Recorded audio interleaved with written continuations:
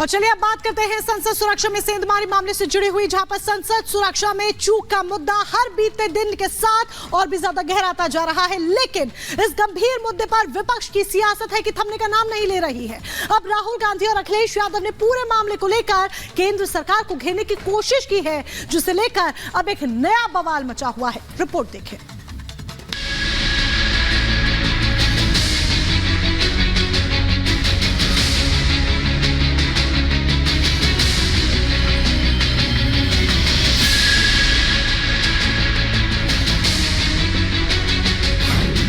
संसद के गुनहगार राहुल को नजर आए बेरोजगार।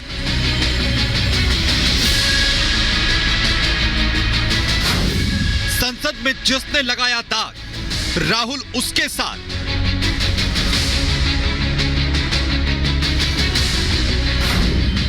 संसद को जो करे दागदार, वो कैसे मासूम लाचार। देश को शर्मसार करती ये तस्वीरें कोई भूला नहीं है। वो तारीख जो देश के इतिहास में काले दिन के तौर पर दर्ज है। ठीक उसी दिन संसद में घुसपैठ को चुना जाता है, संसद में उत्पात मचाया जाता है, संसद की सुरक्षा के साथ खिलवाड़ किया जाता है। लेकिन कांग्रेस सांसद राहुल गांधी को इसमें कुछ गलत नहीं लगता। उन्हें लगता है तो सिर्फ ये कि घुसपैठिए कोई और नहीं, सिर्फ मासूम, लाचार और बेरोजगार है।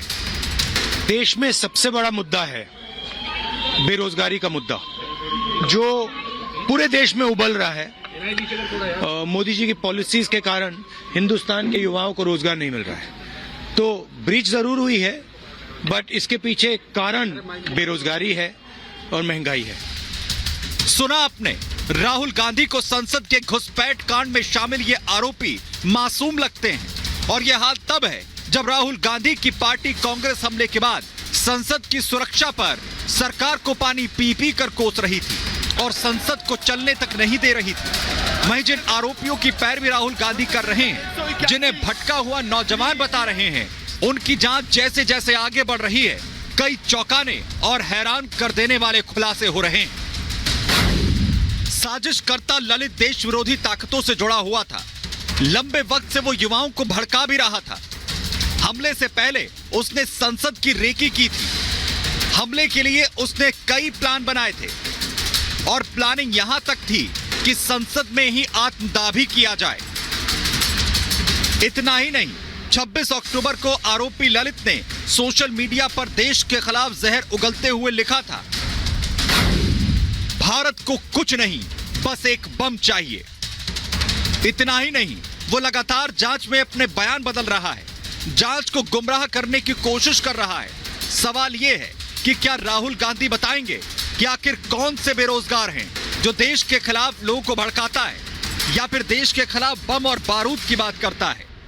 वहीं राहुल गांधी के बयान के बाद बीजेपी राहुल गांधी पर हमलावर है। बीजेपी प्रवक्ता शहजाद पूनावाला ने राहुल गांधी पर निशाना साधते हुए कहा कि आखिर क्यों राहुल गांधी संसद के हमलावरों के लिए कवच का काम कर रहे हैं।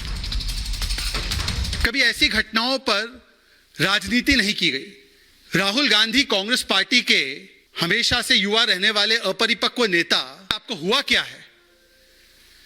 किस स्तर पर आप चले गए हैं? मतलब आप 3 चुनाव क्या हारे, पूरा तंत्र कांग्रेस पार्टी का खड़ा हो जाता है और ऐसे लोगों के कृत्यों को सुरक्षा कवच देता है। बीजेपी का कहना है कि राहुल गांधी के बयान से लगता है कि 2001 में संसद पर हमला करने वाला अफजल गुरु भी सिर्फ भटका हुआ और बेरोजगार नौजवान था।